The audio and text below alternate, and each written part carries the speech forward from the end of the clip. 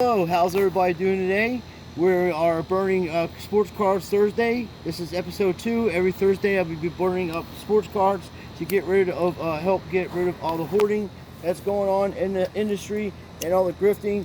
This is my way of giving back. Plus, it will increase the value of your shitty cards, all the commons. No one puts any sets together or anything like that anymore. So we're just gonna every Thursday we're gonna be burning them up. Everybody's gonna get a little hotness in there, and we're gonna get these all burned up. No matter what era they are, doesn't matter. Mass produced. Only people want numbered cards. All they want is autograph cards. All they want is stuff like that. And after what I just heard on the from our president today, I'm not sure how valuable these cards are going to be in the future, or even if we're going to be even allowed to own them. So I'm going to just go ahead and start the campaign of burn the trash, over printed cards, modern cards, all that. Every Thursday, get together, get yourself a little pile, and burn them all up because they're worthless. Nobody puts any sets together, and you can go on the internet and literally buy the whole set for about $10. And minus the rookies. Some sets you might have to come out of pocket and pay $11. But the point of the matter is, just in the 90s series alone, which the grift is still out.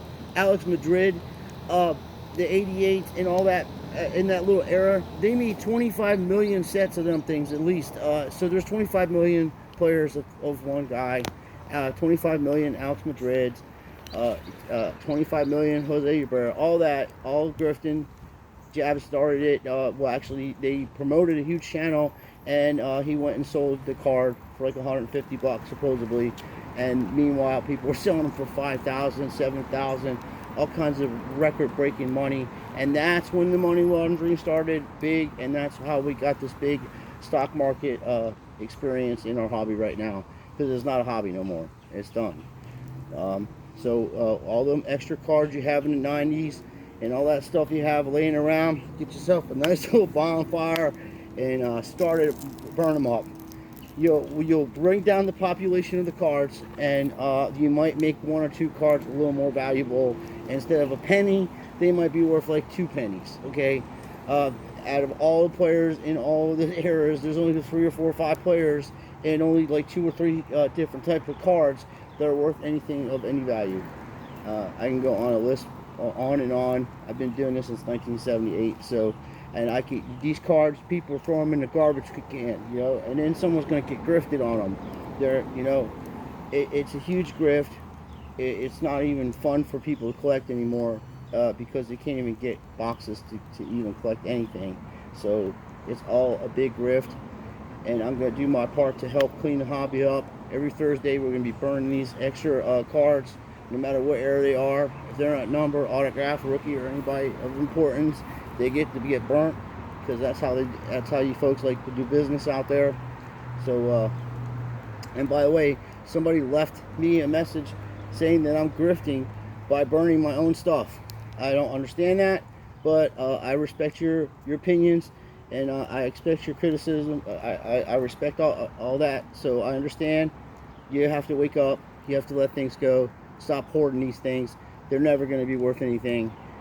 Even the Lucas, and even the Luka I pulled out, that dude would have to win 7 championships and be the greatest player ever of all time to justify the records of how much that card's worth, for how much how many graded cards of him were out there. It's phenomenal.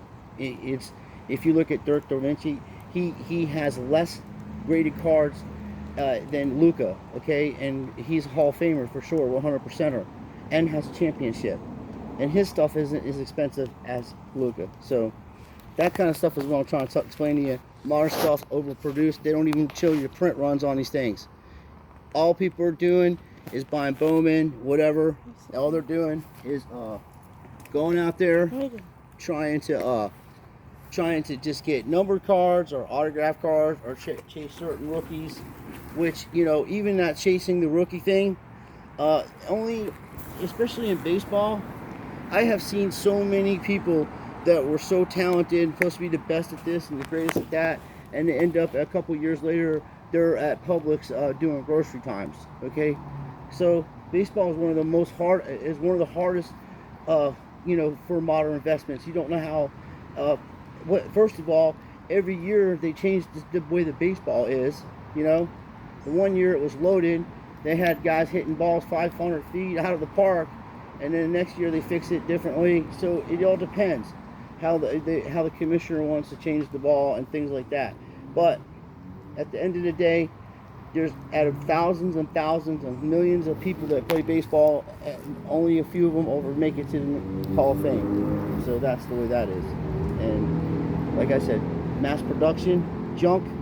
That's why this is what's going on. That's why you got all these grifters making huge amounts of money off these channels, because people are naive and you're buying stuff that be able to buy forever.